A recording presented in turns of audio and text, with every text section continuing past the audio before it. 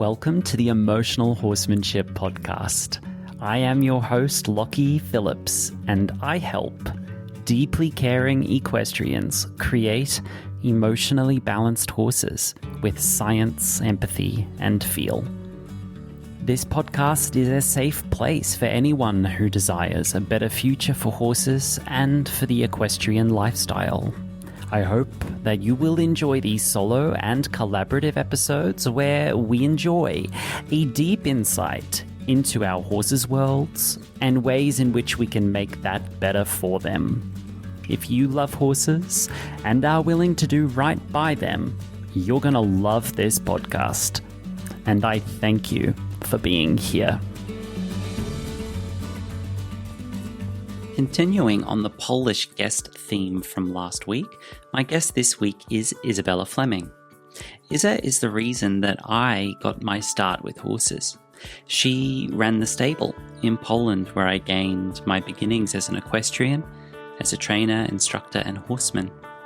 Without Izabella, I would not have had access to horses at a crucial time in my life where I needed access to them.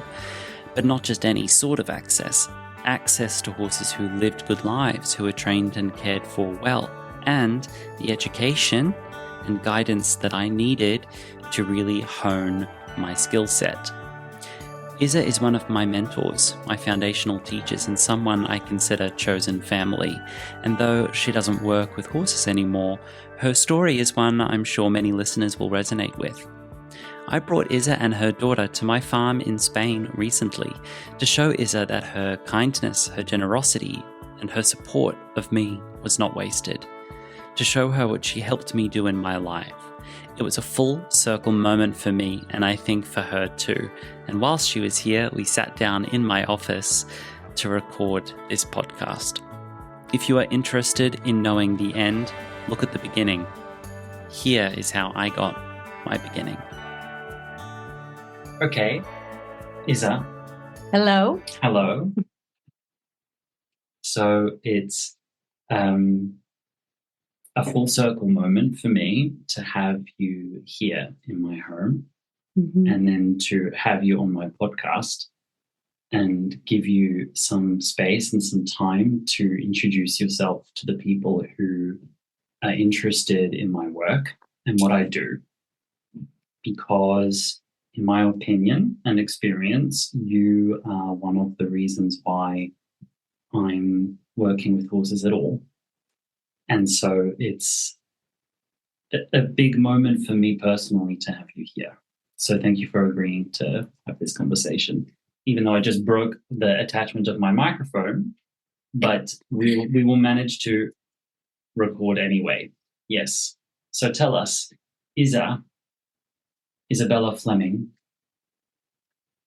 who are you and what do you do and how do you do it? Well, it's difficult to say who I am because I'm in so many different roles in my life and I've been doing so many things in my life. Well, my path with horses started when I was 6. I went to my granny and she had the neighbor who had this old mare. And my granny asked me if I wanted to ride her. It was like a farmer's horse, but she was doing nothing basically except grazing. And I sat on her, and without any saddle tag, just a rope attached to a halter. And I was just walking around the backyard. And then I came back home to the city where I lived. And I said to my mom, I want to ride horses. And I kept telling her that for the next 8 years. She used to say no, because she was afraid of my safety, security, and so on. When I was 16, I tricked my mom somehow to enroll me to horse riding classes. It was just an ordinary stable, and I started riding horses once a week, just recreationally. But it was so much fun. It gave me so much energy, and I loved it. I loved being with horses. And then I finished high school studies. They were always somewhere. I mean, during my studies, I had PE classes and said, I can do horse riding instead of all other activities. Yeah, I go to the stable. So that was my attitude, but it's never been like a professional path. Until many years later, I went to the stable with my children. My daughter was 4, my son was 1. And there was a lady who did this kind of gymnastics for kids on horses. And I said, yeah, that's a good idea. So they started their gymnastics classes and I came back to horse riding. And then after a while, I met someone who was very talented. And I thought it would be good to maybe do something different than office work, than working 9 to 5 in the city center. And I quit my job. I went to the countryside. I bought a farm and I started my own equestrian center. A few months after moving out of the city, you called me. No, you sent me an email first. Right. Yes. An email asking if you could come. And I spoke English at that time, but I've never spoke to anybody from Australia at that time. And my first concern was, would I understand you? Yes. And then I called you. And we could communicate. So I said, okay, come over. We've always been able to communicate. That's never been an issue with us. Right? Yeah. And then you came, and I remember our first conversations at the very old table in the kitchen, because it was a very old building. And we were talking about your reasons why you wanted to be around horses, because you were a ballet dancer at that time. Right. And I felt that there was a connection. I mean, we perceived the world in a similar way. And we both wanted to be with horses. Yes, riding them, yes. But before riding them, getting to know each other, get the connection. I was trying to develop my knowledge, because at that time in Poland, there wasn't any stable like that. Right. Where the connection was the first step. In all of the stables, when you wanted to ride horses, you were told, okay, here's your horse, just groom it. Okay, put the saddle on it. There you go. Here's the whip. There you go. They were used like motorbikes. And I didn't want that. Especially because I had children who wanted to ride horses. And when a child wants to ride horses, they usually want to be around horses. They want the connection. And imagine a child going to a stable with open heart, open mind. And the first thing they hear, okay, here is the whip. If the horse doesn't want to do what you want them to do, hit it. So my question was, okay, so if your friend or your pet at home or your mom or your siblings don't want to do what you ask them to, would you hit them?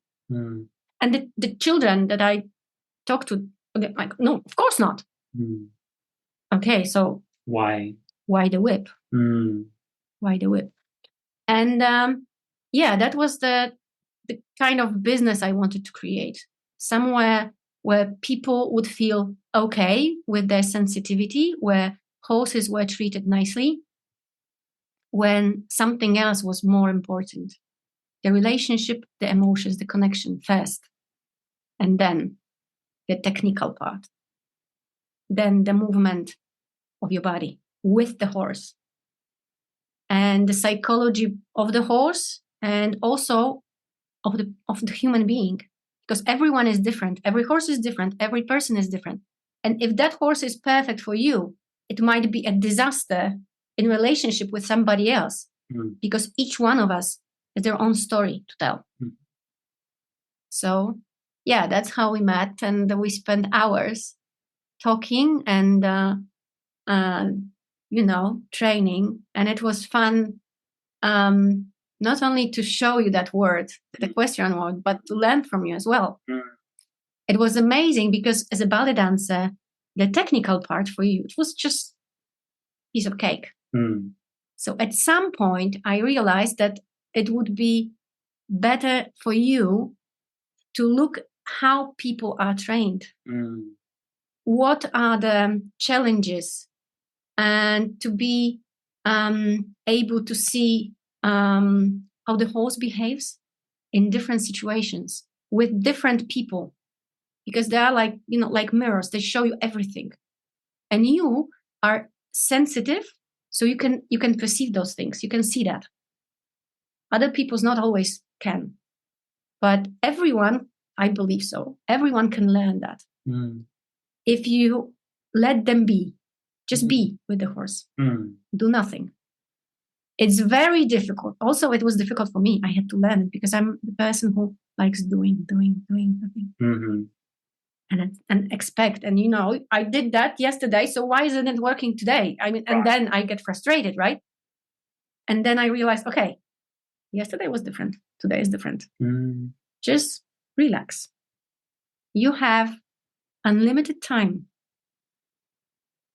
That's it. You don't have to prove anything to anybody. It's just you and the horse. And I also learned how to do horse assisted education workshops where horses are on the ground, and it's like coaching, but with the usage of horses. So people do some exercises, and then we go to the room to analyze the situations and to talk about it.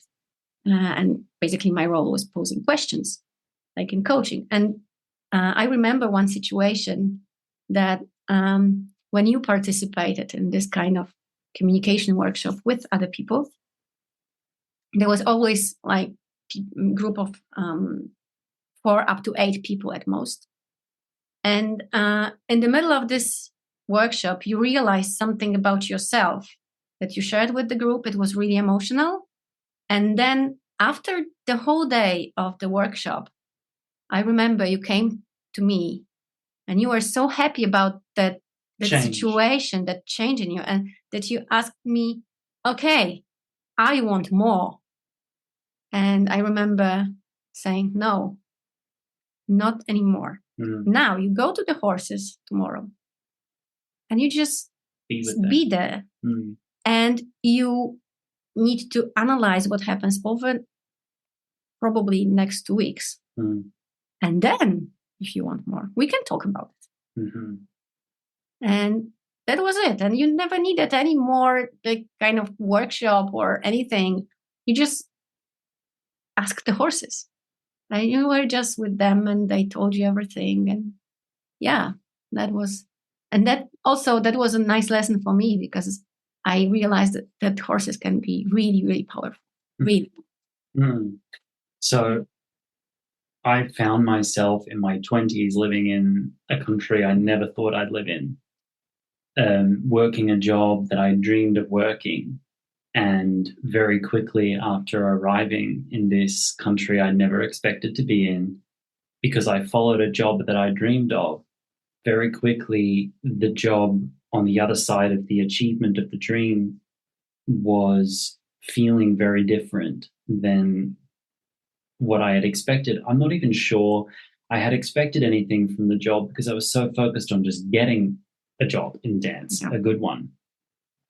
So I got that job and I found job security, and very quickly I realized, oh, I'm living in Eastern Europe. My family is on the other side of the world. And one of the benefits of a former communist country is that if you have a government job, which the Polish National Ballet was, a government job, they give you a life outside of the work, where there's space for family, there's space for yourself.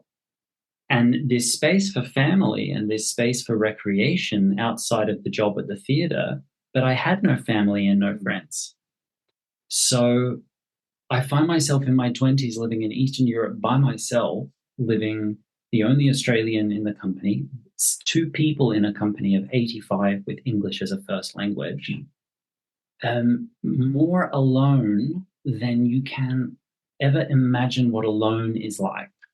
Yeah. And I thought I had 1 year where, no, I had 6 months of my life where my weekends were filled with going to the supermarket, and that was it. Yeah. And I thought, no, I can't live life this way. There's now space in my life for something else. So I asked myself the question, what did I love before dance took over?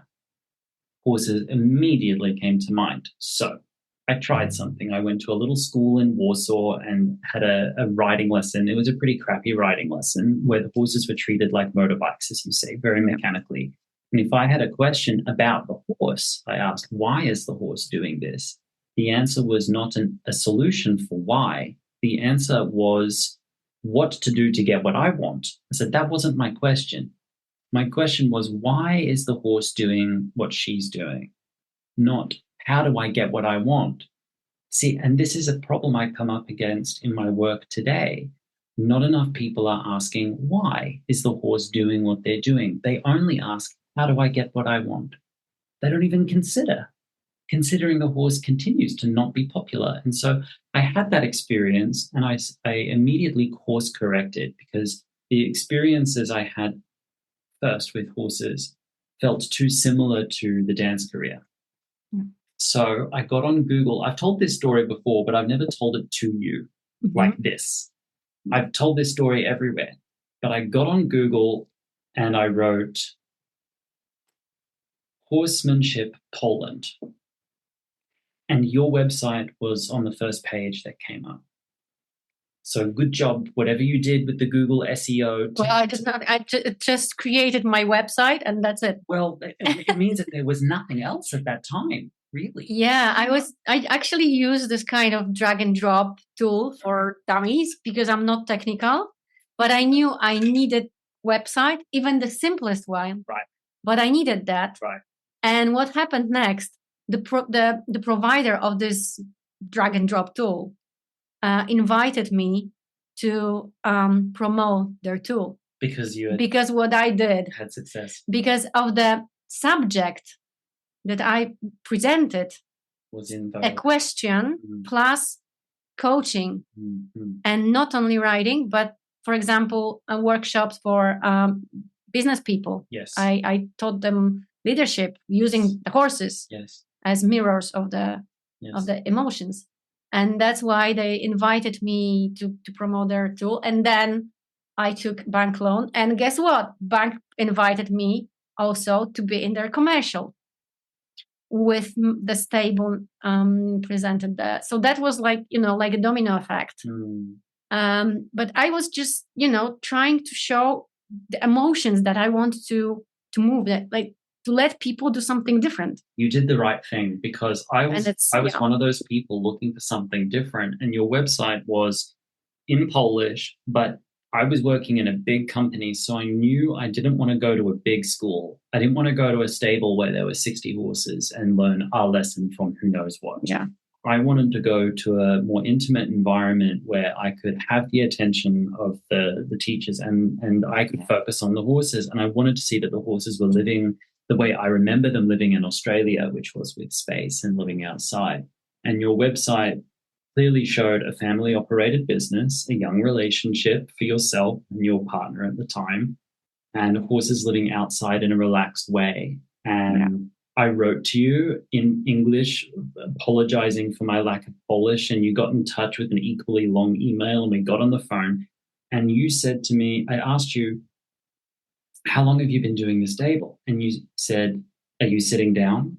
I said, yes. You said 3 months. And I went, okay, I would rather talk to people with integrity who are just beginning than someone who rests on their laurels with tradition. So I've always been that way. I've always been an early adopter. So that was seen as a positive in my books. And so you then posed a very serious question, but simple question for me. You said, do you want to come to us next weekend? Now, I got in contact with you and I said, I'm looking for somewhere to be with horses, maybe during my summer holidays and maybe during my winter holidays, because as a dancer, it felt like a betrayal to my skills as a dancer and betrayal to my dream as a dancer to do anything else except dance. So I dealt with a lot of guilt about that. And you said, why don't you come next weekend? And I looked at my calendar and I said, well, I'm planning to go to the supermarket that weekend. So why don't I go to the horses? And so you told me how to get there, and it involved like a 2 or 3 hour train trip. Yeah. Plus a 1 hour drive in the car to get there. So this was far away. Finished work at 6 o'clock on Saturday night, and I had always Sundays and Mondays free at the company. And you picked me up at the train station and you brought me back to your stable. And it was very simple at that stage. You hadn't constructed anything. We didn't have guest rooms.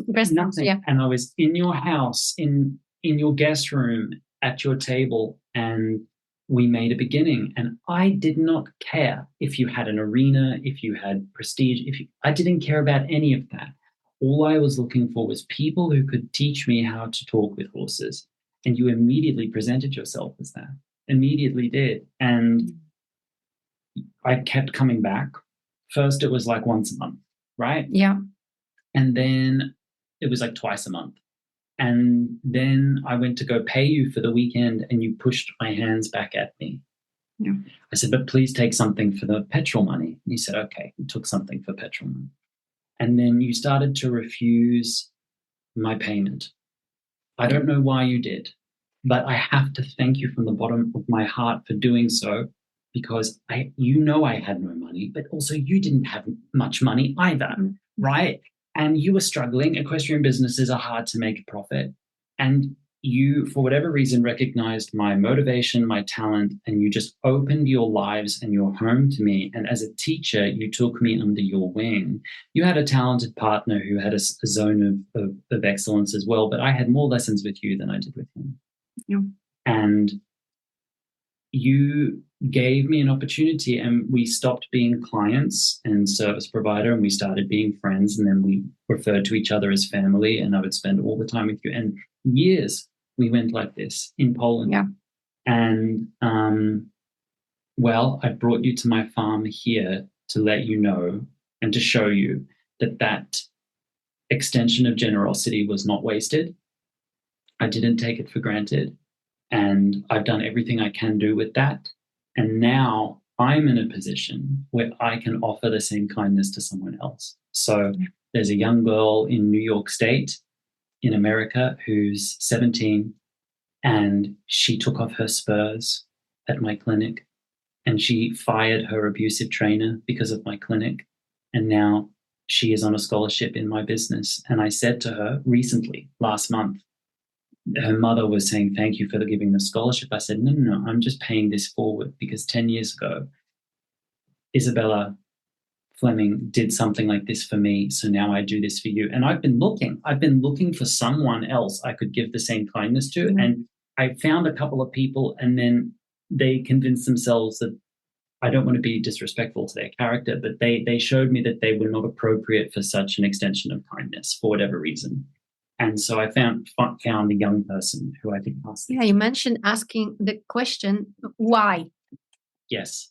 And I think the reason why people don't ask why is because when we grow up, remember being a child, children, they keep asking why. And the parents say, shut up.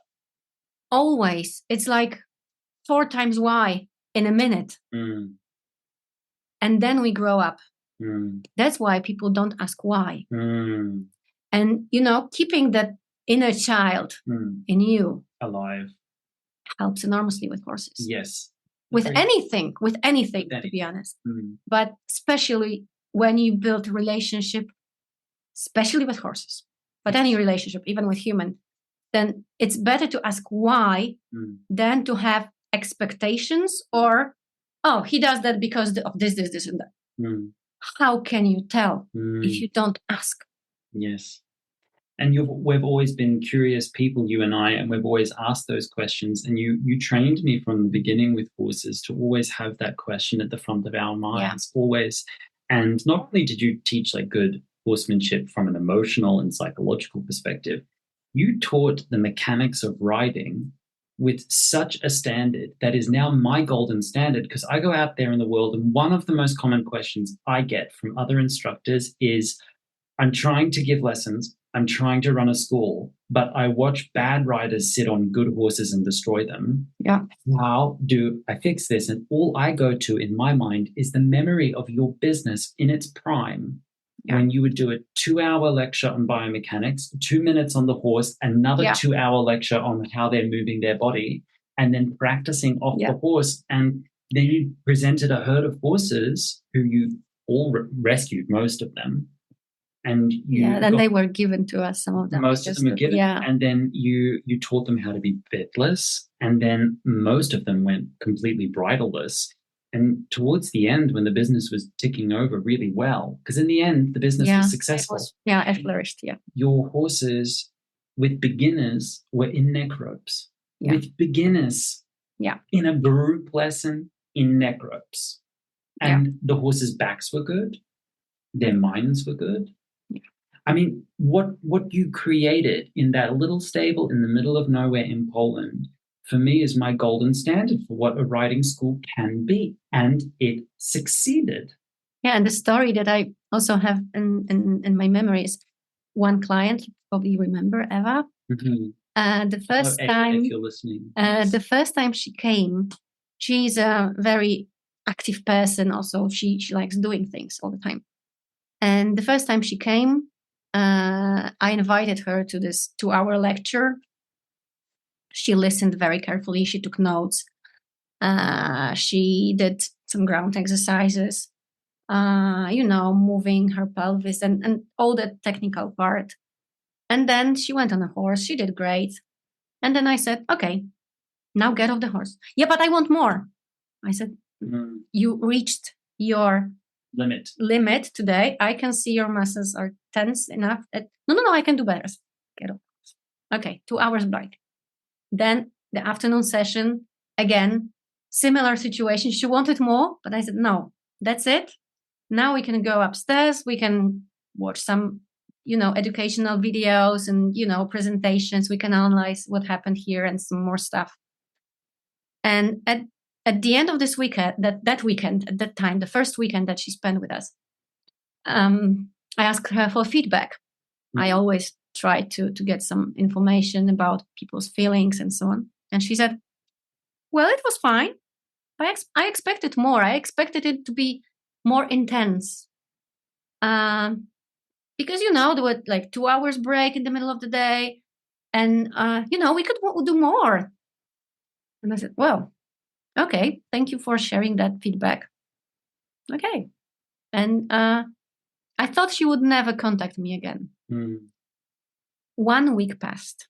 She called me back and she said, now I understand why you did that. Mm-hmm. We need that to be here and now. Mm-hmm. We need those breaks, not to rush, because on daily basis, we just do things. We do things.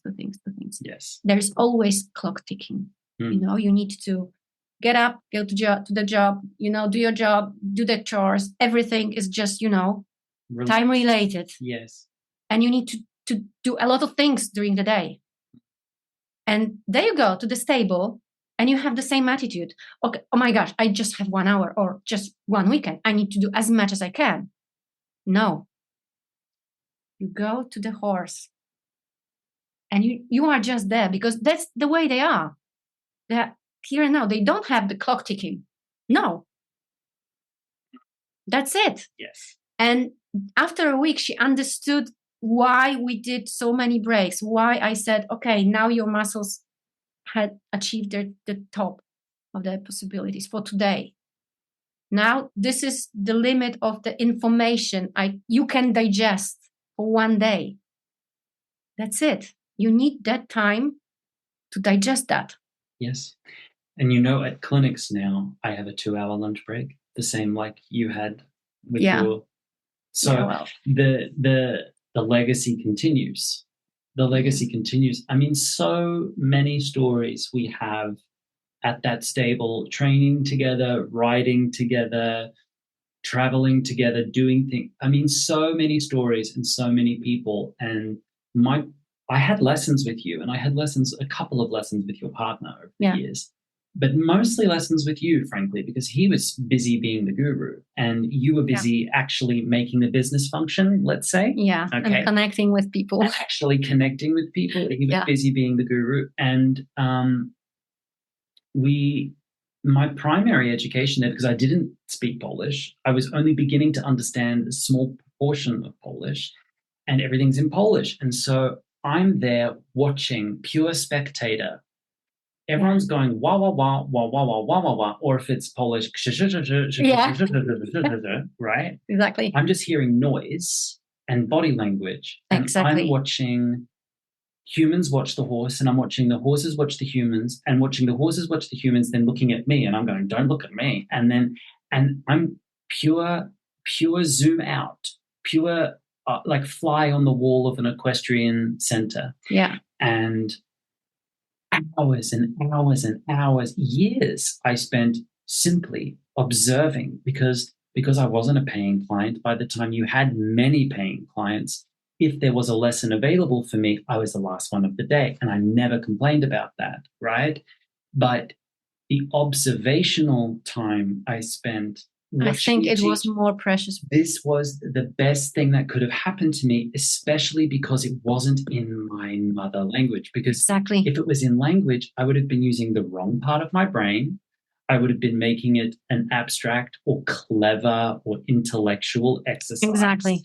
Or I would have made it like a social exercise for ego or connection, and the horses were like a style prompt for what, you know. Yeah, and the good thing was that you didn't have any previous knowledge about horses. Well, I did, but not like mainstream. Like you do this, you do that. The horse does this. Oh, the horse does that. So that means this. Yeah. I had a so you were like a clean slate. Exactly. Yeah. Exactly, and that's the advantage. Yes. Because you cannot feel the full bucket. Yes. You can't. Yes. So that gave you different perspective. Yes. And you could just observe what was going on and draw your own conclusions and then dig deeper. I remember the first lesson I ever watched. Mm-hmm. I think it was on my first weekend there. You were giving a lesson, I think, to Carolina. You remember Carolina, who was the piano player who lived nearby? Anyway. And yeah. You remember her? Yeah. She was on Nebraska. She's an architect right now. Yeah, she was on Nebraska, and I was just watching. And first Carolina was on Nebraska, and then there was another girl there. I don't remember her name. And it was the same lesson, the same way. I think they were on the horse for not longer than 20 minutes. Yeah. And it was walk and trot, mostly on a circle of some kind in a small space, just to assess the seat and to see how they were communicating with the horse. And I sat there in the corner and I watched this horse in the same conditions. She was a fit horse, so she wasn't tired or something. She was not comfortable at all with the other girl who was the first rider. I mean, she did everything that was asked in the same way. Not in the same way. She did everything that was asked. But Nebraska, I could see the horse was not comfortable. Yeah. I could see that the horse was trying to make something happen for the person rather than doing something with the person. And then Carolina got on. And even though Nebraska was now supposed to be, quote, more tired, this is a Russian cavalry mare, and Nebraska never got tired of nothing. Never. Chestnut Russian cavalry mare, beautiful. And Carolina got on Nebraska, and Nebraska just melted into... I can tell you why. Why? Because Carolina was a fresh rider. And the other girl was... she perceived herself, she presented herself as a rider. See, and now people listening would have expected the opposite. People listening would have thought, well, Carolina was a better rider and the other girl was a less skilled exactly rider. The same. Exactly the opposite, because the Carolina brought her friend because her friend was a horse riding person, and Carolina wanted to learn because she was just freshman in the equestrian world. And Carolina contacted us. Can we come together? Because my friend is a rider. She can ride very well. I am just fresh, but I want to learn. Okay. There's And a difference. that's the difference. The other girl thought she could do things, but Nebraska was always permitted during her training. She was permitted to give back her opinion to the rider. It was not the horse who was trained.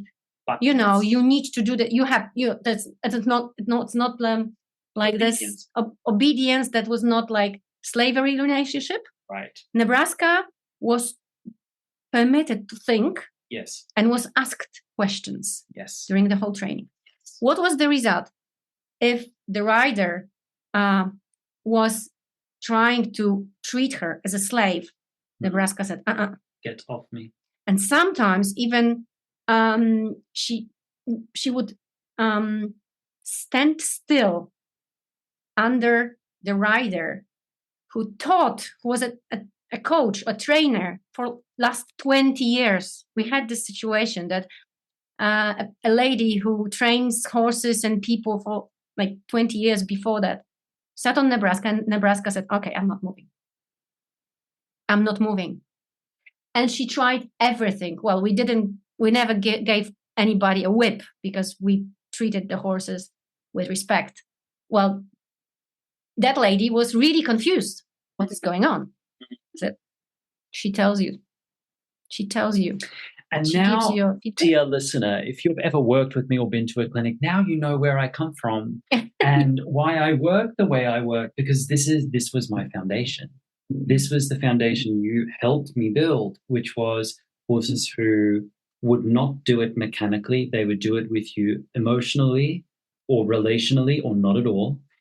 Horses who freely felt that they could finish what they were doing at any time, and sometimes they did. For example, the little Polish pony Marina, who would go over a jump to finish the training early. Yeah, she was gorgeous.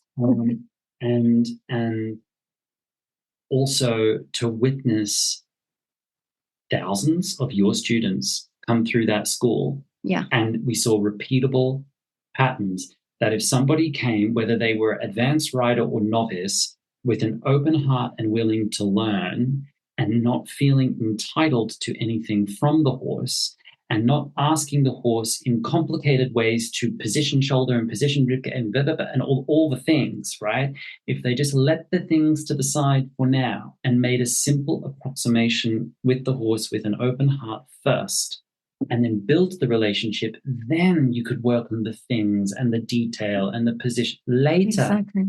And we saw that. We saw people do amazing technical things at your stable.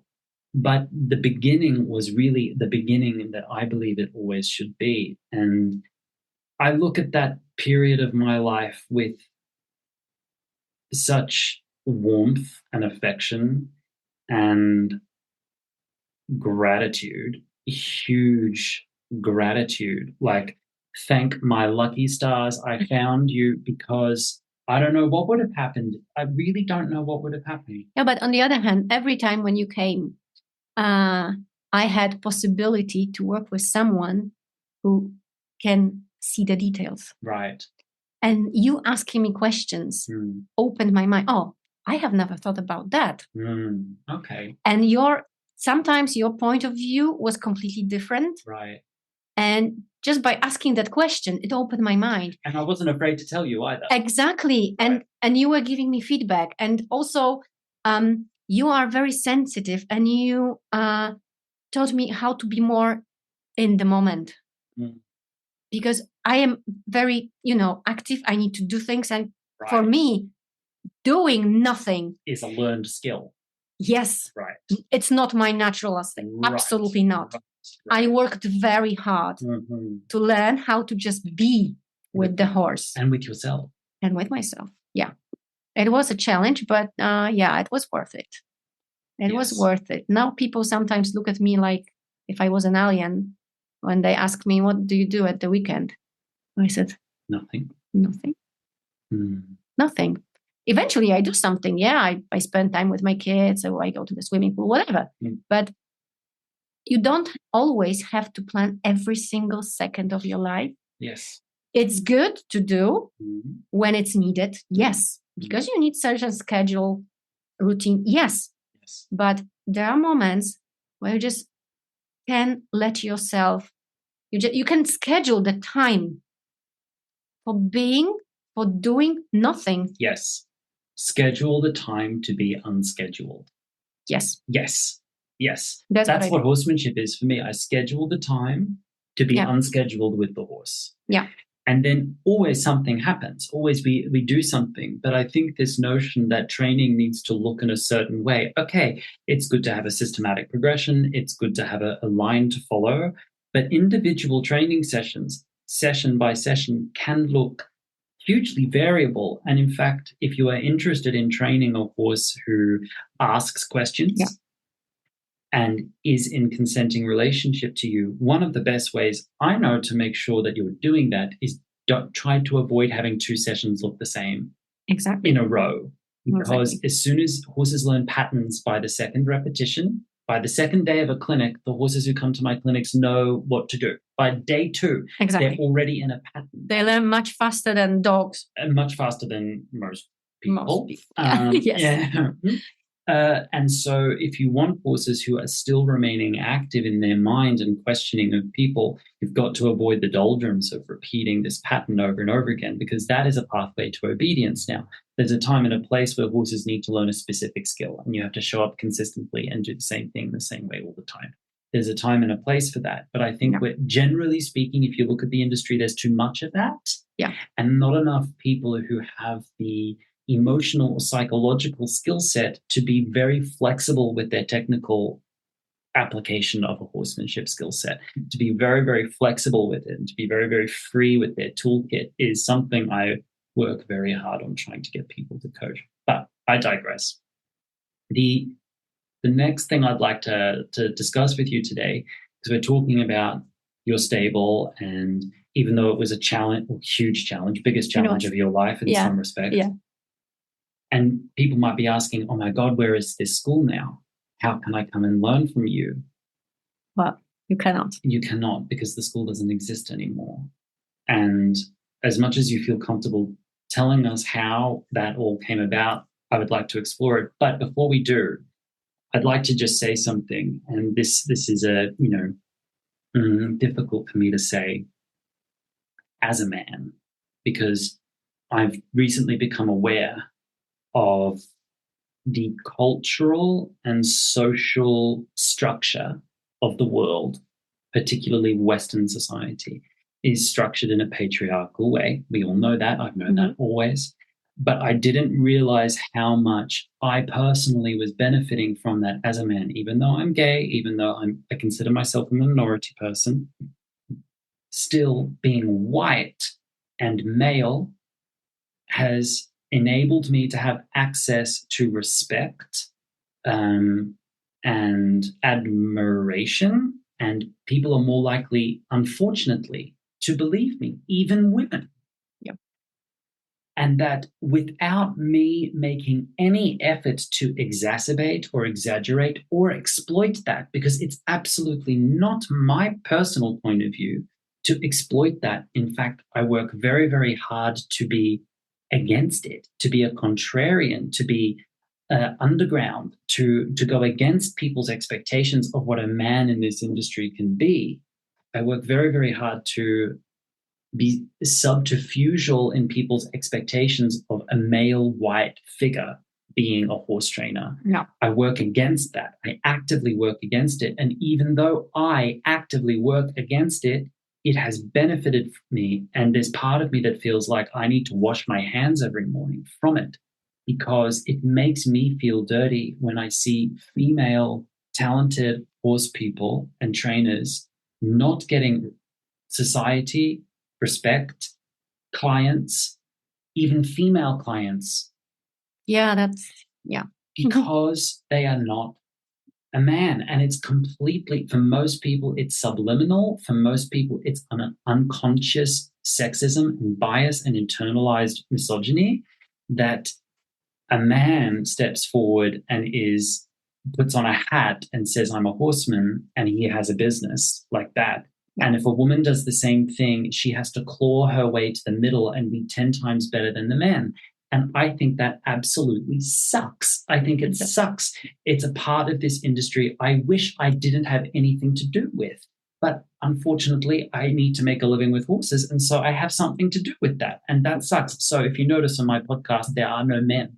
I only interview women at this stage. Well, actually, you mentioned it. I had that situation several times when there is a new guest coming over, whether it's a guest for my training or for the weekend workshop, or just a parent bringing a child for equestrian camp. Sometimes those women or men, doesn't matter. Sometimes those clients were really people with their own businesses, like CEOs of the companies, directors, so on. And they come over to me. I say hello. And they treat me like if I was, the servant, like zero, like a slave. And they talk to me like that, which I instantly know. And then out of the blue, I mentioned that I speak 3 languages fluently, or that I was an assistant to a deputy minister of finance of Poland. And they like, what? And suddenly they change. Mm. There is like, yes, that's what I did many times. I didn't like doing it, but that was, the point. Sorry, you need to respect my knowledge. Maybe I wear rubber boots. Maybe I have dirty pants because I just got off the horse. Maybe, yes. But it doesn't mean that I'm zero. It doesn't mean that I have other, like, lower abilities, because everybody has the story to tell. Even a person who just cleans my horse boxes, even that person has a story to tell. Yeah, remember the one that we had at the beginning? At first he was homeless. Czechos. Yeah, and then he started telling his stories. Yes. We were the first people to listen to him. Then we split, but we gave him an opportunity and a bit of respect. The reason why I mentioned this issue is because your business, which I so loved and respected and benefited from, I think is an example of such a business where the business was actually you. Yeah. If you weren't there, if you weren't bringing it to market, preparing the offer, administrating it, organizing it, driving it forwards every day with your intellectual, emotional, and physical capacities, if you weren't driving it, that business was completely dead in the water. And yet, when people came to your stable, they weren't coming to learn from Isa. They were coming to learn from your male partner. Yeah, there were some exceptions, like there's some exceptions, but they were coming to speak to the male guru in the hat. Yeah, and you actually knew this. Yeah, and you knew also that there's this cultural problem. Okay, that's a big fish to fry. Right now, I've got a business I need to get off the ground. So I will, quote unquote, exploit or understand the cultural situation, the social cultural situation, and I will use that to my advantage. So you present him in the front, but really, I was in the back seat. You were actually driving the business, and without it, it was, in my opinion, dead in the water. And then really, when it came to the trainings, you were still guiding the trainings. You were still making sure there was a syllabus in place and that there was consistency, and you were pointing out when things went sideways or when things didn't adhere the way they should have. You were there controlling it. And that is 10, I can imagine, 10 times more exhausting than if you actually did it yourself. Yeah, because I had to think about when you just train people, when you are just with horses, that's it. You finish the training, you can relax. But if you think about other elements of that puzzle, building the relationship with the customer, most of my customers, like 90% of my customers, are my friends. Friends, yes. And women. And in Polish equestrian word, 99% of recreational riders are women and girls and women. But in the sports section and professional equestrian world, men. That's quite common internationally as well. And I still don't quite understand I need to find like a sociologist who understands that phenomenon and who can come on the podcast perhaps. But I just want to leave this. I just want to leave this message on record.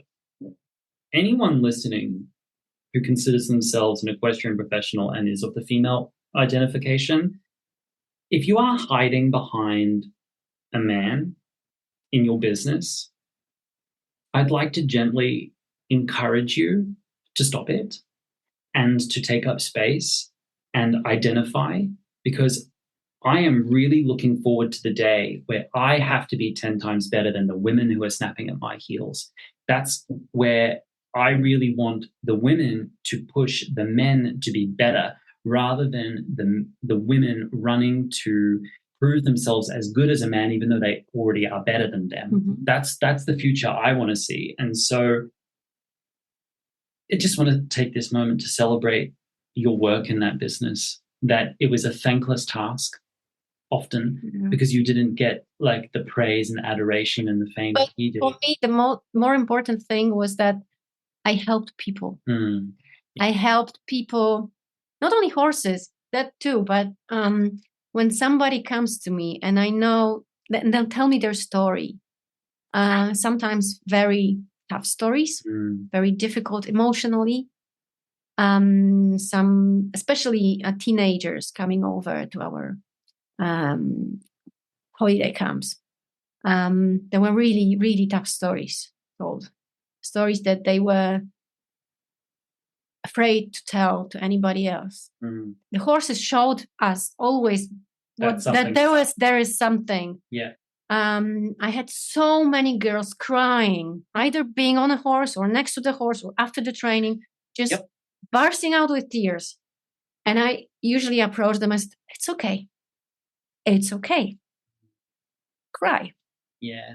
And that's okay. Now you know why my training methodology is called emotional horsemanship, because this is the roots that I came from. And I remember when I remember a couple of summer camps I was there, and a girl would go through this and you would say, and Lockie, now go to her and support her and help her. Yeah. Right? Yeah, exactly. And then after a while, I got feedback or a message or telephone call. Oh, the girl is coming over next year. Or a parent calling me, thank you for saving my child emotionally. Yes. And I usually say, well, that's my horses. It's not me. No, it was you. The horses too? Yeah, well, I helped them connect. That was my role. That business was yours, Isa. Yeah, I know. Let's take a break. People ask me all the time, how do I begin learning about emotional horsemanship, Lockie? Well, I can give a complex and an easy answer to that. The complex answer is that we have many points of entry for all budgets, all learning styles, and many different types of horse people. The only prerequisite is that you care deeply about horses. You could listen here to free conversations with my friends and colleagues, read my posts, watch my YouTube channel, or you could subscribe to my video library and see over 200 videos and 2 new videos posted every single week. But the easy answer, how do you begin learning about emotional horsemanship? The easy answer is the Emotional Horsemanship Foundation online course.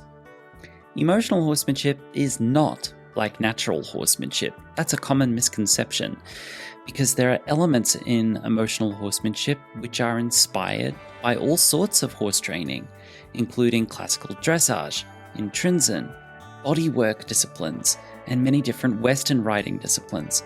And some elements in emotional horsemanship are purely proprietary to it.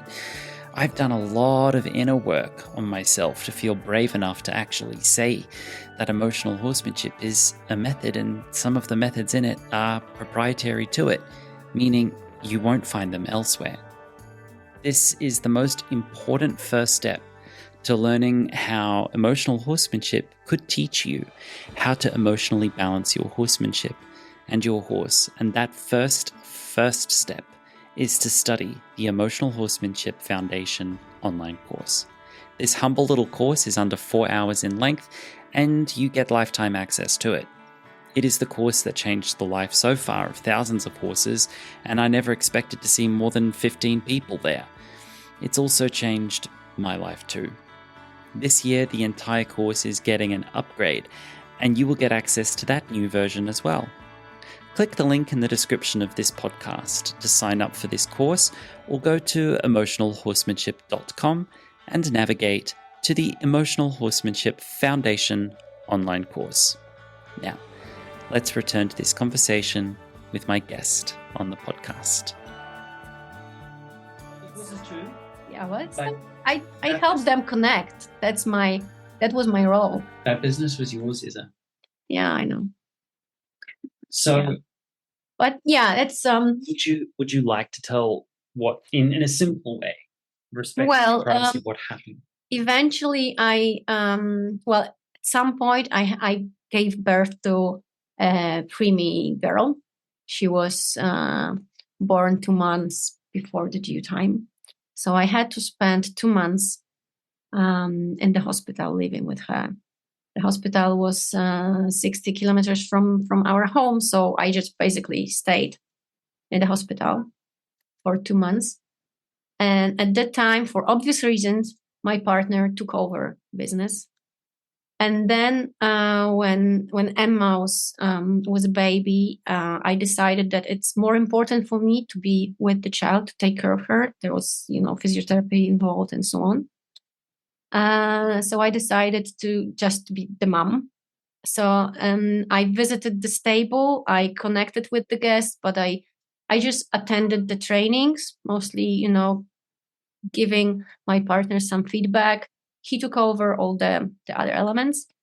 And then when Emma grew up a little bit, I thought it would, because the business was flourishing, and I thought it would be good to differentiate the income source. So I found a job out of the stable, which turned out to be a very good thing, because I learned new skills which helped us survive during the COVID lockdown. I was working online since 2019. Oh, thank God you were, because that. Yeah, and then a few months later, the pandemic started, and I was working online, giving English and French lessons. And then I became the manager of the language school online. And at that time, my partner and I went separate ways. He changed. He somehow became guru for himself. Yeah. And wouldn't listen to any feedback. Wouldn't take any advice from the friends, and including me, and made some bad decisions. And eventually we split, and I decided to sell the stable. I gave my horses to the volunteers who were there with me for several years, and I know that my horses are in perfect hands now. They do nothing except walking, grazing, pulling. They do absolutely nothing else. They are super happy, taken care of. And and at the same time, I know I gave them the possibility to be with the horses, because they also, quit their jobs, 2 of them, and they switched into equestrian world only. So I feel somehow fulfilled. I mean, my goal in creating this equestrian center was to create a place where something good was happening. You did. And I know that did. You did. And that was painful. Yes. But I sold the farm to a young couple, the doctors who dream about having cows and hens, and that facility is just perfect for that. Yes. Because it is remote from other houses, and at the same time it's close enough to the village. I think that that place will do them good. I mean, it will be another couple who will be happy there. I'm pretty sure about that. I mean, I visited them after selling the farm, and they say they love it. There's a lot of work involved. Yes, there is, but they love it, and they intend to move them there for good. It's thank you for telling the story how you got to this stage, because it's a vulnerable story to tell. But I think there'll be people who will listen to this, women who are standing behind a man, watching him fall into the ego trap that is prepared for so many men to fall into when they get to a certain stage in their life and their career. There's a personal accountability that's a part of this. Absolutely. At a certain level, an individual person does have the agency, or is supposed to, in theory, have agency over their choices and their behaviors and their attitudes. But at the same time, equestrian industry is fiendishly difficult. It's difficult on everybody. It's taxing on mental health. It's taxing on psychological stability. And if you take a overworked, underpaid, overextended human being, male or female, put them in a high-stakes environment where they're dealing with a vulnerable animal plus potentially vulnerable clients, and they're trying to scratch a living out of this, plus the huge amount of physical labor involved with keeping horses both well-trained and well-kept. Exactly. And then you've got this cultural, social trap which expects men to be gurus and be leading with their anger and their image and all of these things, and the women are not allowed to and are supposed to be. If you just present that to anyone on the street, it would take a nothing short of a Herculean effort to avoid it, because to avoid it is fundamentally antisocial, because social society is set up for that to happen. And if you look at the equestrian industry, if you look at the rise and the fall of many quote unquote guru trainers, they have followed this same pattern over and over again. And your partner, I'm not going to use the word victim, but he adhered to that same pattern. Exactly. In the middle of Poland, in the middle of quote unquote nowhere, though you had a thriving business where he was developing a reputation, he fell into the same trap. And so my message for men out there is, A, wake the F up. Wake the F up. Respect the women in your life and the messages, the wisdom they have to tell you when they say you need to X, Y, Z, you need to be careful of this. You need to find other men in the industry who are not helping you to be unconscious, be that with alcohol or overwork or ego or prizes. You need to stop associating with such men, such voices who encourage you to be part of that toxic brotherhood. And you need to be brave enough to stand on your own 2 feet and say, see the social cultural pattern. I see the trap. I'm going to take a step around it. I'm going to avoid it, and I'm going to do something else, because we need to stop losing good, talented people to these problems. We need to stop destroying families and businesses to these problems. And there needs to be space for people to be in a true meritocracy where your actual skill sets is what differentiates you from other people, not your gender and not your image. That's my opinion. But on the other hand, it taught me, I mean, it was tough at that point, but it's been 2 years now. And anything happens for a reason. And life is better now. I wasn't able to do things that I can right now.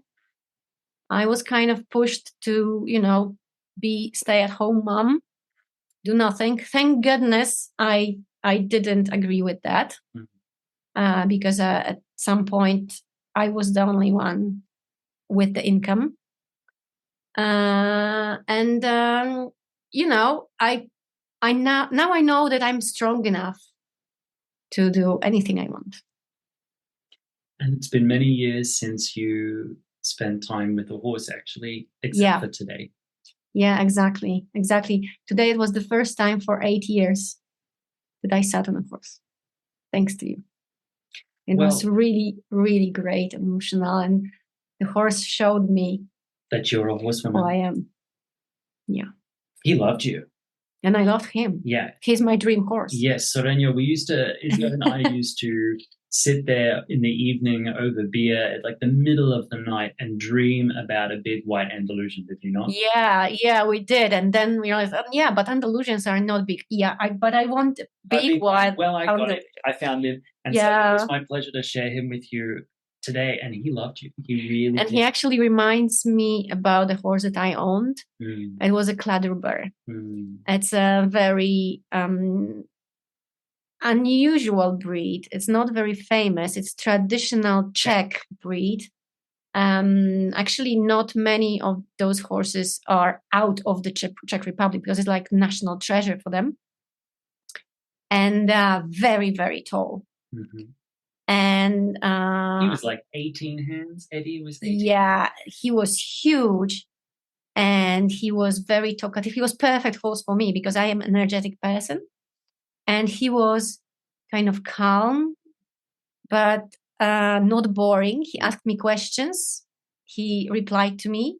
And he knew instantly minutes after he came to our stable, he knew he was my favorite. He knew it. And he was my favorite. And we had great time. Yes. And, he was the only horse that I felt safe enough to canter or even to gallop to the stable through the fields. I felt safe doing that, which I normally never did because I was afraid to. Well, I wouldn't say that you're afraid. You're just a very sensible and risk-averse person. You were always interested in safety. Yes. Exactly. And on him, I knew that it was safe. It was safe and that we were, great partners. Yes. And he was very funny. He was a lovely horse. Sometimes he was like a little baby. Oh, yeah. That's scary. I said, no, that's not scary. You saw it yesterday. Yeah, but today it's scary. I said, okay, it's scary, but I'm here. And he was, oh, okay. That was, the type of conversations we had number of times. And I remember when my daughter was born and I brought her for the first time in her into the paddock among the horses. And he was the first one to approach that scary thing. And he was huge, but he hid behind me with his huge head over my head. Like, I'm afraid. I'm really scared. What's that? I've never seen anything like that. This kind of shape. And I said, yeah, that's Emma. And he sniffed her. I said, oh, okay. It's a little human potato thing. Yeah. And then when Emma grew up, she looked like a tiny ant on an elephant. Yes. But he let her sit on him and he didn't move. He was like, is she safe? Is she safe? Yes. He was really, really great horse. And your horse has the similar character. Yeah. The same thing. Yeah. He wouldn't move because she was really, excited and stressed at the same time and didn't know what to do. And he instantly knows it. Yes, he's a rather special horse that has an ability to give confidence to people. Sorenya has, in my opinion, if you give him the ability to be himself, if you allow him to talk with you and share what's going on inside him with you, good, bad, or otherwise, and you're not afraid to receive the playful masculine mouthiness and all of that, he has the ability to give nervous people confidence. And I've never owned such a horse like that. In fact, because of our experiences and my experiences in Spain, typically those horses were given to the beginners and I was given the nervous ones or whatever. Yeah. Right? With the exception perhaps of Salvador, which is a whole other story. Yeah. That's a whole other story. Maybe you should also have Dina. Yeah. That might be nice, Salvador's mom. He's still alive, Yeah. He was really fantastic. Your relationship, your connection with Salvador was so special. Was really good. He and I woke up at the same time together. We woke each other up out of a shutdown.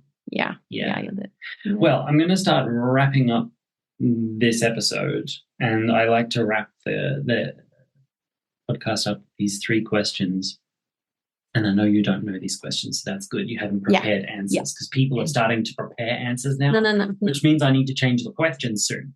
So the first one, I call it "What the muck," which is obviously what the because imagine that the equestrian industry is like a dirty stable. Yeah. What do you want to muck out in the equestrian industry? What is it in this industry that makes you say "What the muck"? The worst thing, maybe because I'm a mom as well, the worst thing is that there are thousands of, usually girls, but boys also. I actually met some boys like that. The children, they want to be with horses. You know, thousands of girls print, like they draw horses. They want their backpacks with the tiny unicorns, pink horses, and so on. They love horses. Mom, I want to be with horses. I want to go to the stable. And they have open minds, open hearts. They are really super happy, and they want to hug those horses. They want to love them. They are given a whip and spurs and a bit. And told you must hurt the horse. And then they are told, if the horse doesn't want to move, whip it. Yeah. And they are told to do what the trainer tells them, not to ask questions. Yes. Just sit on the horse, whip the horse. And this is something that really makes me furious, because an adult can, you know, maybe think, maybe ask more questions, maybe be more independent, and, you know, avoid that, and, you know, to figure it out by themselves. But a child cannot. The child trusts us completely, 100%. So they think this is the only thing, the only correct path. And then when they grow up, they either find another one or they continue like that. Right. And that's why I always, when young riders used to come to my stable, teenagers, even adults, after the 2-week training, my stable, they came to me and said, okay, I'm coming back home to my town. I want to continue this way. What do I do? Can you recommend any stable? Nope. I said, no. So what do I do? Well, you have a choice. Either don't ride, or don't ride in your town. Come over once a month, come for the weekend, it's better and be here. Yes. It's better investment, better time spent. You won't be frustrating, so on. Or if you can afford, if you have ability to have your own horse, to deal with the horse and so on, and you are an adult, do that. But if you want to ride and you think that the stable when you were riding previously is okay for horses, the horses are not harmed, do what you learned here and don't discuss it with the trainer. Just if trainer tells you to do something that you don't agree with, don't do it. Yes. And if you are not an adult, just talk to your parent so the parent can talk with an adult trainer to explain. Because otherwise, if you say no, might be, oh, you are a bad behaving child, get off the horse. Right. Yeah, and that's the end of the course. Right. But if you do your things and it works, because it works. The trainer, if the trainer is smart enough, they'll let you continue. They let you do it. I had some kind of situation like that before I established my own stable. I had to take the exam to be the instructor who can go on a trail into the forest with the group of people. You need certain certification for that in Poland. So I had to take the course and take the exam. During the course, the trainer who ran the course was someone whom I knew previously, and he knew my skills, my abilities. I was in the group of other people, and at some point, the exercise was like that one of the students was in the position of the trainer training the other students, and the trainer was watching if they were doing correct work. And I was on a horse.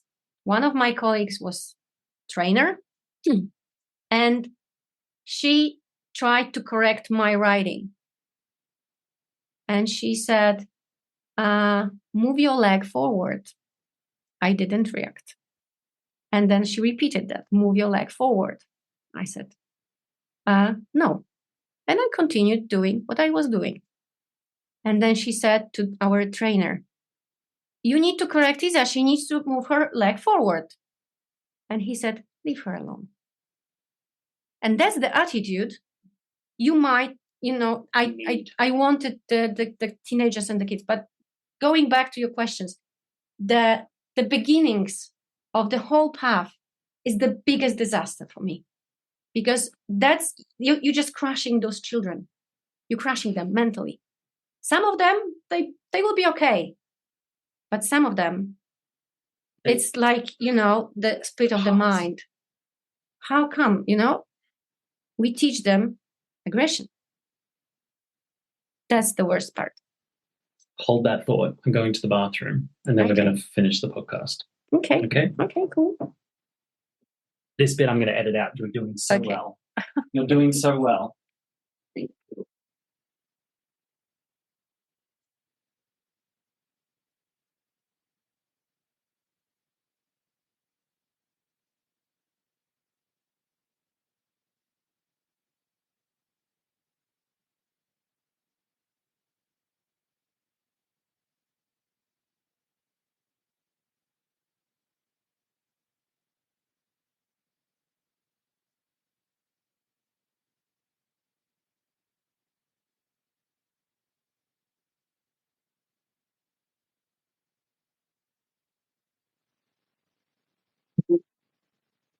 This is such a cool luxury. I didn't know I needed. I didn't see that. The sound. Yeah, I know. Not expensive. Nice. So, continuing. So, mucking out the beginning of the riding or equestrian journey is where we get wrong. Yeah. If you want to know the end, look at the beginning. And exactly. If you see people who are talented and ran away from horses, look at the beginning. If you see people who are talented and now aggressive to horses, look at the beginning.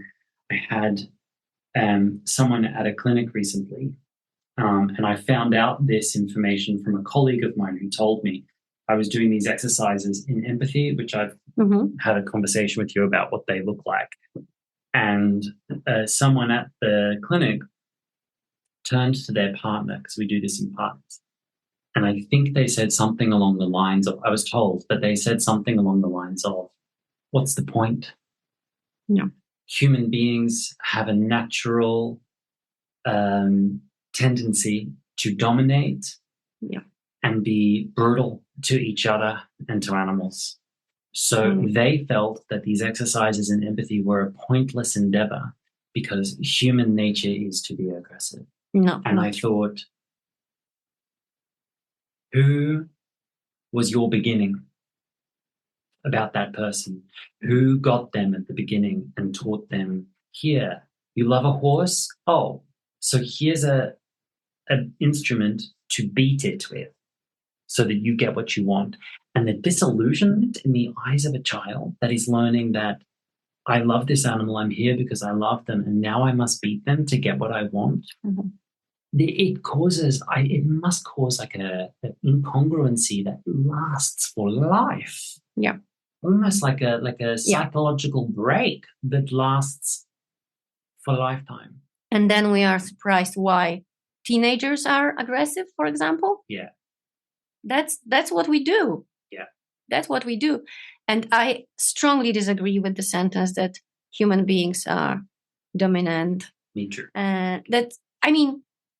I usually say that you should go to the kindergarten, freshly accepted to kindergarten kids. The ones that are still not spoiled, by other children, because sometimes the older ones teach the younger ones the aggression and different skills.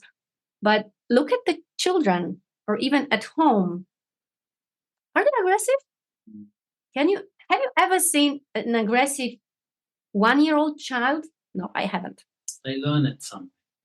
There are probably a small percentage of cases of genuine sociopathy. Yeah, it's like, for example, when I have 2 daughters and a son, and when I looked at other families where there are boys and girls, I was wondering where, for example, this, pushing, kicking, and aggressive behavior of boys comes from. Because my son, I don't know whether it's genes or upbringing. I have no idea. But my son was trying to save an ant from being, smashed. He always cared for other creatures. And he was in a class at school where there were 20 boys and 8 girls. And those boys were really, really badly behaving boys. Can you imagine? In 1st grade, there was police at school because the teacher couldn't cope with the kids. 1st grade. And I was afraid that my son, being sensitive and, caring and so on, he would be bullied. Never. He was just, friends. I mean, they just ignored him. He was just observant, but nobody ever attacked him or bullied him, or they kind of, I don't know, subconsciously respected him. Yeah. He's, but at the same time, he was liked. He had friends. It was okay. He was not like, the odd one out. No, but he was different. Yes. And absolutely no aggression. Nothing. And he's still like that. He's a gentleman. He is a football player, a professional football player at 17 years of age. And so he's energetic. He has friends. He has girlfriend. He's like, normal member of society. You can do it without being aggressive or abusive. Yeah. Turns out it's not in human nature unless you make it to be so. Exactly. Yeah. Exactly. Yeah. I'll muck that out with you. I'll muck something else out today. The thing that I'm mucking out at the moment, again, is the phenomenon of the serratum, the serrated noseband in this country. I'm just thinking we can have a lot of debates about tool use. We can talk about different tools. We can disagree about the pluses and minuses of certain tools. But in this country, in this part of the world, Spain is a progressive, beautiful country filled with progressive and beautiful people. And yet I go to a tack store and I can buy a serrated knife, basically, and put it on my horse's face, which is an illegal implement in other countries in the EU. So I don't know how that's gotten through. I have no idea. Brussels here in this country. Brussels probably doesn't know. They probably don't know about it. And so I don't want to disrespect, Spanish culture in my adopted home country, because I have chosen to be here because I consider it to be a progressive country. Yeah. However, there is an extremely small percentage of extremists, extreme traditionalists who will use this piece of equipment and will defend its use. Yeah, I think that in every country you can find it. I think that, in Poland, there is a group of people who want to who dig into the issue. They want something different. They want connection first, and then they want to ride horses. There are people who just want to walk with the horses for a walk, like with a dog. Why not? But there are some people who want to go into sports. They want to do eventing. Yeah, why not? There are some people who do it in abuse way. There are some people who do it with the respect for the horse. Yes. So if somebody is a sportsman in horsemanship, don't think that they are necessarily abusive. They can be also kind and caring people for the horses. But just one thing, you we talked about men being in a sport more than women. I think, I don't know any sociological research on that, but I think the reason might be that women are more emotional, and they generally treat the animal with more relationship way in general. But men, they think more about, revenue on investment. Perhaps. I understand that line of thought. Maybe. But let me give you my perspective as a man, especially as a non-typical man, as a queer person. Yeah. Personally, I've never had a man tell me to man up. Oh, okay. It's always been women who've told me to man up. Because I've been around, this is just my experience, and I'm not saying this is true of all women, but it's been my experience that a lot of women find me uncomfortable because it's their job to be emotional. How dare I take on that role? Really? Yes. Are you kidding? And a lot of women want to see men be, quote unquote, men. And so it's also mothers and aunties and grandmothers who tell little boys don't cry. It's not just the men. Now, of course, men contribute to this problem as well. But this is a bipartisan issue when it comes to gender. It takes two genders to uphold a binary. Yeah. And so I'm the third one. Have you ever met a man who's very emotional? And are very emotional. Have you ever seen those old cowboys with their horses when no one's looking? They are the most ooey, gooey, tender, deep, emotional, tear-in-the-eye person you can meet.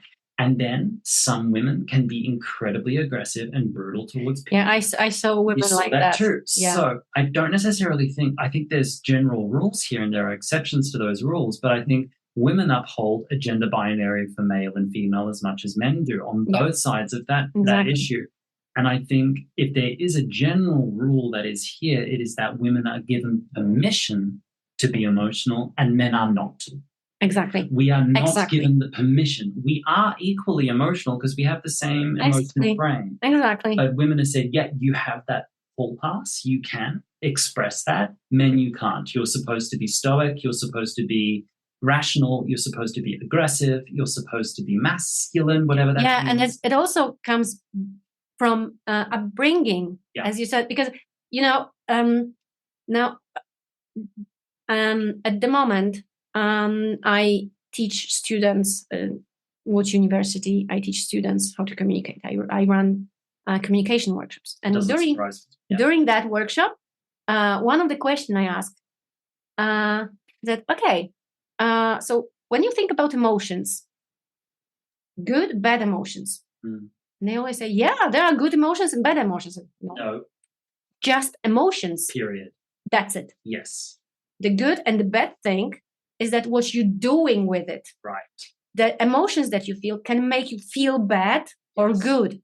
Showing your emotions can make somebody feel good or bad. Right. The result can be good or bad, but emotions are there. Yes. Just like that. And you cannot switch them off. Correct. So you can't say, don't be angry or don't be afraid. Doesn't help. That's what I always tell to parents. Come on, you go for a vaccination with your child. Child is terrified because there is some other child crying in that other room behind the closed door. And what most moms do? Don't be afraid. Come on, how can you not be afraid? It's not going to hurt. What? It hurts really badly.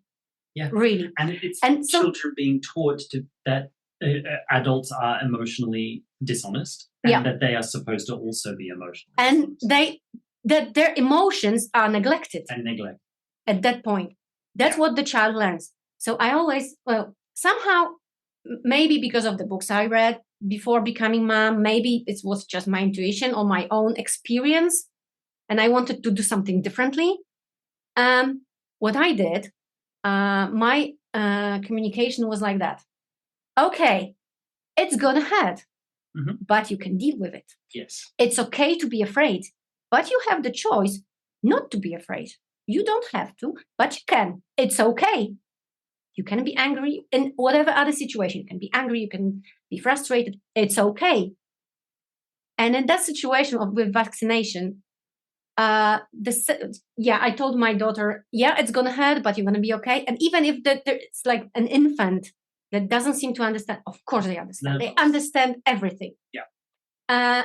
So we are getting into that other room, and my daughter is like kind of doesn't know what is going to happen.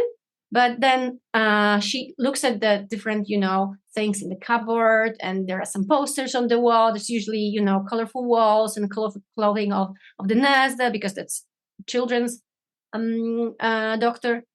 And then, there is pain. And she looks at me, she cries, she just, huh? And she looks at my face and my reaction. I said, it's okay. And that's it. That was end of crying. The next time we came for vaccination, she was, okay. Okay. And she was really interested in all these things that were there. So you can do that. You don't have to, say that, no, emotions are bad. The emotions are bad. You should not show them. You should not feel them. The only thing you need to learn is what to do with them, with other people and with yourself. So if I feel furious, I feel anger, I say that. I don't say, oh, I don't like that mess in my living room. No, I'm furious about that. I'm furious about it. I really am. That's it. If I can't deal with other people around me, I just go for a walk. Vent my frustration, my anger, and then breathe in, breathe out. When I feel calm, I come back. It's a much healthier way to deal with the life. Same with horses. You can be frustrated, angry with you, because yesterday it was different. Yesterday it worked, today it's not working. So what? So what? Yes. What are you going to do today? Yes. Yeah.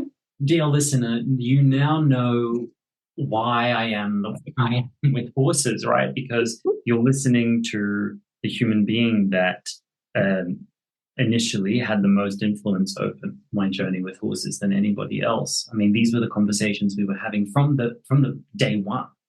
From day one with horses. It was from the beginning, and so the end, which I think is going to be the name of this podcast, is the beginnings and endings. But second question that I like to end with, and you can take as long as you like to answer it, is there is a tide of change that's occurring across this industry. Like 15 years ago, it was natural horsemanship, and it was a wave that swept the industry. Okay, we have another wave right now. And emotional horsemanship and what I'm doing and what my colleagues are doing, we are part of that wave. And it's a very exciting time. How would you describe the tides of change that might be occurring in this industry, even though you've stepped back from it for now? Yeah. Well, how would you describe it? I think it's maybe because the historical situation that we've had recently, that people are more remote from each other, and they are looking for the connection with both other human beings. They want to be the part of special certain social groups.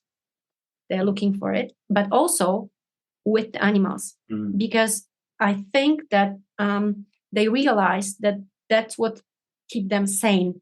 I mean, in the times when a lot of us spend time just, talking online and connecting with people online. There is no real life connection. We are, in a constant hurry, and we are looking for something different, something deeper, something that will be more real, maybe. Something that is not based on just tools. This makes me think about also the increase of, yoga and this kind of activities. That you go deeper inside of you in order to connect better with other human beings and with other animals as well. Or with yourself and what you're doing. Yeah, because, at some point you can, you have the tools. You have AI helping you, it's like you have the tools. But there is this human factor that is lacking. And the same with horsemanship, I think. That you have a lot of tools. There are books, thousands of books telling you how to ride a horse, what to do to make the horse do this or that. Right. Yeah, but these are just tools. And sometimes it works. But this is like the shortcut. And it may lead you to having not a friend, but a slave. Yes, A slave can always say no. And when a slave says a no, very heavy horse, very strong animal says no, it can lead to a disaster. I know situations like that. Yes, so do I. I've got horses at home who are part of who have experienced that. I so agree with you. That that's what I hoped natural horsemanship would give me 10, 15 years ago. That's why I came to it, because it told the story of friendship with the animal. And yet it started that way, but I think it really developed into something else where it was more about the waving ropes and the flapping flags and what you do. Yeah. Again, it became about what you do, because if you're too busy, you will rush headfirst towards the wrong thing. And often the wrong thing is unintentionally falling into a trap or a trope that's prepared for you. Yeah. And all trainers, whether we are aware of it or not, the trope for us is it becomes about doing. Teach me how to do better rather than how to be better. You know? Yeah. And so that's the trope we've got to be very, very disciplined to avoid, because the person who will demand it the most is the client. Yeah. The client will stand there with the horse, with money in their hand, and say to the trainer, tell me how to do it now. They'll shake you and say, give me the answers. And it takes so much self-discipline, but also inspiration to say no. I mean, yesterday I had a lesson with a lovely young woman, and we were working through some stuff, and she said, okay, and can you tell me what that would look like exactly? I said, no. But she laughed. Thank God she laughed. Mm-hmm. I said, no, I will not tell you what that looks like exactly, because if you want to know what that's going to look like exactly, if you want me to sit here and give you an alphabet soup of X equals this and Y equals that, and if you want to break down the horse into a million minutiae of different symbols, and you want to be the list maker, I am not the trainer for you. We can do that with other people. Other people are doing that better than I could. I'm not contributing that. That's not what I'm here to contribute. I can be here to tell you that the horse can do the same mechanical action with 17,000 different feelings associated to it at a nuanced level. If you would pay attention to how the horse feels during what they do, you'll never be wondering, what are they doing? You'll never, ever have that question of what are they doing or why are they doing it if you're paying attention to the expression of the horse. Exactly. And so her mind clicked and she went, oh, okay. And so I said, initially, it's much harder. Initially, you will be confused. Initially, you will want me to say, oh, look for 3 wrinkles on the left eye, 2 wrinkles on the right nostril, look for a 37-degree angle on the right ear, and look for the impossible. Like by the time we've measured everything, the horse is already 25 steps ahead of us, waiting patiently for the list makers to catch up. I said, we need to be faster, and feel is faster than thought. Exactly. And actually, for me, that when you mentioned it, look for the E for this, at some point, my partner tried to teach me this kind of. Because for me, it's easier to look at the whole picture, to feel and to listen than to see the details. Yes. Like, ear here, eye here. Now, having said that, I think the detail work is also important. I'm not trying to throw all of that away, because this is where I think it would be useful. It's not useful in real time with a horse, because by the time you're in front of the horse needs you to keep up with them. Yeah. Not that we're rushing, but horses are very fluid creatures that can be hugely variable in the moment, and they need us to communicate, not to be making lists all the time. What I think is helpful, take a video of horses, read a book about symbolism and behavior and all of those signs. Read books about it, watch videos about it, study it in your office or in your living room. But when you go to the horse, you have to put all that behind you and be there. Yeah, and be there and don't have expectations. Yes. Yeah, it's useful knowledge. That's true. But and I always that reminded me of that situation. That it's and sometimes my students asked me, "Oh, how did you know? When to finish the training?" I said, because the horse gave me 1 centimeter more than yesterday. Mm-hmm. And sometimes I had the situation when I trained somebody's horse, and depending on the day, the training lasted either 15 minutes or half an hour or an hour or 2 hours. And the owner came to me and said, "It's been only 15 minutes. Why did you get off?" I said, "Because we reached the point. I mean, we are 1 step forward than yesterday." I said, "Yeah, but it was supposed to be an hour." I said, "No, we are looking for results for the connection, not for the, clock." The clock in the list. And believe me, he couldn't understand that. Well, sometimes it was really a struggle.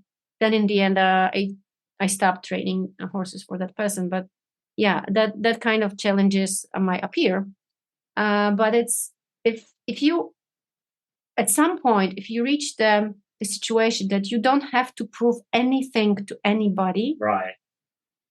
But this is you, your life, and your horses, or your reputation with the horses, and so on. That's it. Stick to it. It's more important than proving that you are smarter, or Yes, that's integrity is more. Exactly. Yes, I so agree with you on that. I remember, Marta Vichorek, who was also on this podcast around the same time, because I think yours is going to come out around the same time as hers. She was a client for me who stayed with me when I stood in my integrity. I said to all my clients at that time, look, I need to step back from these 1 hour modalities when I'm with you and when I'm not with you, because I don't like making a horse fill time if there's no point to do that. And sometimes I need more than an hour. So let's think of it as a session. We can have a maximum and a minimum capacity, generally speaking. I'm not going to cheat you and do 30 seconds, touch the horse and walk away. I'm not going to do that. But I need the ability to be able to decide exactly how long the horse is going to work with. And all my clients left me at that time, probably for other reasons they told, but all my clients left me except Marta. She said, "Okay, I don't quite understand why, but I'm going to trust you and I'm going to go there with you." And she's still with me to this day. Yeah, we were on the same horse assisted education course. Yes. Yeah, yes. She's very smart and very kind person. Yes, it's very important. And about going back to the beginnings of our relationship, I also remember when you used to come to the stable and we spent hours talking. I felt like kind of mutual coaching sessions. Right, always. We asked so many questions to each other. It's like sometimes it was like opening for me. It's like, oh, I never thought about that this way. And it's horsemanship wise, life coaching, everything. Like we talked about everything, and it was so good. So if you are in a situation when you have questions, for example, you go to your horse and you don't know why that something happens and so on. Sometimes even talking, asking questions and, hearing your own voice, asking those questions or saying something can make you realize that, oh, I just said that. Okay, I now know. That was sometimes the stress of, that was really something that I'm thankful for you. Thank you. I'm grateful for that too. Last question for today. Okay. A little earlier today, you got on Sereno and I said to you, welcome home. Yeah. Right? Because you've been many years without a horse because of many, many reasons, often out of a sense of duty, out of a sense of financial survival, out of motherhood, out of pain also, and change and chaos. And I can imagine after all of the negative experiences you had towards the end of that venture, that it could have felt like I need to walk away from horses, right? Yeah. And today I offered you the possibility that we have a session together and that you come home to the horsewoman in you.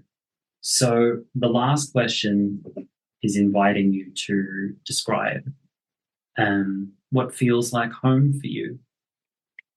Good. That feels good. I felt that the horse showed me that I can still communicate with them. Mm-hmm. He showed me all the emotions that I had inside of me. Mm-hmm. Every single one. Every single one. It was like, standing in front of the mirror of your emotions, because I know my face, right? Yeah. But what's inside of me, sometimes I don't even realize what's inside of me.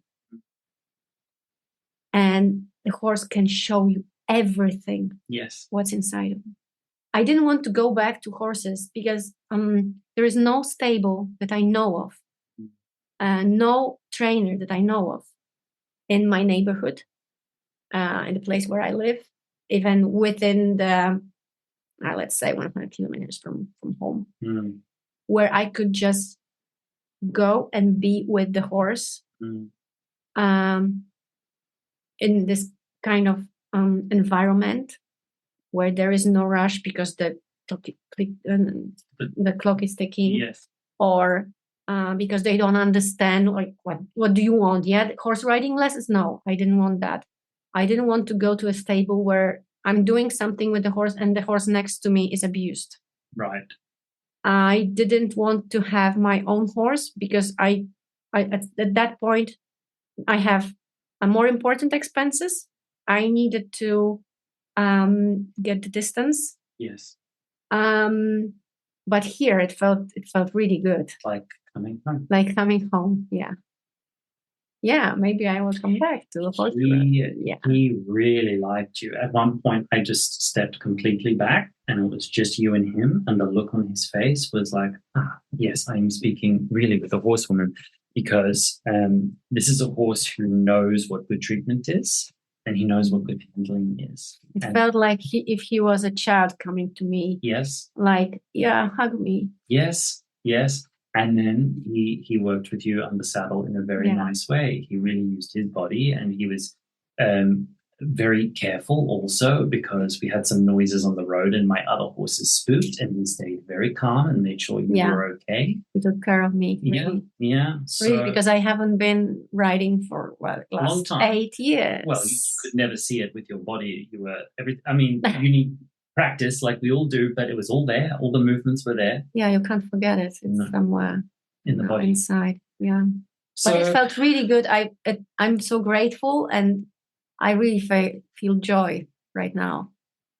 Well, when the timing is right, it would not surprise me if you found yourself with a horse in your life again. And when that time comes, if you want my help to find such a horse for yourself, I would love to do that with you. I would love, because I know your dream has always been a Spanish horse, and they're hard to find. Or I find another quadruber. Another quadruber, yes. Because I feel safe. And you know what that means? You want an Andalusian or a quadruber, you know what you're going to get? Probably like an Icelandic or a Hutzel or something like this. Yes. You dream of that and you end up with exactly. So you never expect. It's good not to have expectations. Yes. Because sometimes you are looking for a horse. I never wanted a white horse. Never. I said every horse except white ones, and then I got white. Yeah. So you never know. You never know. Never say never, right? It's going to happen for you, Isa. Well, probably, but I'm just happy. I'm happy. You had this experience. I'm enjoying the moment. Yes. It feels so good.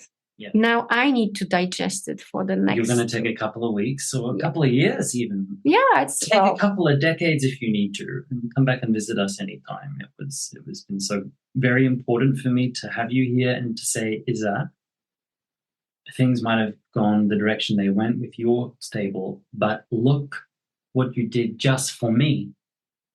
Just for me. This morning we're having coffee and we're looking at my farm, and I said, Isa, this is your farm. Because you gave me access to horses when no one around me had horses, and I didn't even have the money to have access to them. You gave me access, and you made sure I had access, because you would drive like 3 hours every 6 hours of your weekend. You would spend just driving me to so I could do that for years. But it was worth it. It was nice. But you did it was fun. Years. You did that for years and years and years. It's a level of generosity that's just unheard of. And it kind of destroys me, really, in a certain way. Hear me out. Because I've had collaborations with colleagues of mine who and not to point anyone out, but I think in their opinion, the collaboration was of a high standard. But for me, it wasn't, because I've had collaborations like yours, which were of such a high standard. And not only you, but other colleagues of mine, where the collaboration is of such a level of generosity and togetherness and respect, and so deep in respect and knowing with each other, that anything less than that feels shallow and feels inauthentic to me. So it's a blessing and a curse to have those experiences, because then it's hard to make connections with people who can't give that. You understand? But that's a whole other subject. But it's not just my life. You had thousands of students come through that school. And whether they became professionals or whether they got horses or whatever they ended up doing, I know that these people, that their lives were changed for the better when they went through your school. It's true. And so it kind of did its job. Yeah, and it makes me happy. Yeah, it blooms like you know those plants that grow for years and then bloom one flower and then die? Yeah. Your business was like one of those flowers. Yeah. And then when somebody asks me, well, sometimes I talk with my colleagues about success. Yeah, I am successful. Oh, yes, you are. Yeah. Isa, thank you for being on my podcast. And I love you. Your family. Your family. Yeah, I feel that way. You're absolutely family. You know that. It changed my life. Completely changed my life. Yeah? All right. Now we're all going to go cry or laugh or have dinner or something, and I'm going to finish the podcast. You've been listening to the Emotional Horsemanship podcast. That was my guest, my friend, my family, my mentor, my first teacher, Isabella Flemming. Thank you for being here. If you'd like to learn more about Isabella Flemming, well, I can't help you there. She doesn't work with horses anymore, and I'm going to respect her privacy here. But maybe we'll change that in the future. If you'd like to learn more about emotional horsemanship, where you can learn or my work, go to emotionalhorsemanship.com. Remember, you can also follow me on YouTube, Facebook, Instagram. I'm everywhere except TikTok right now. Anyone want to help me figure that out? Anyway, thanks for being here. Take care of yourselves. I'll see you next time.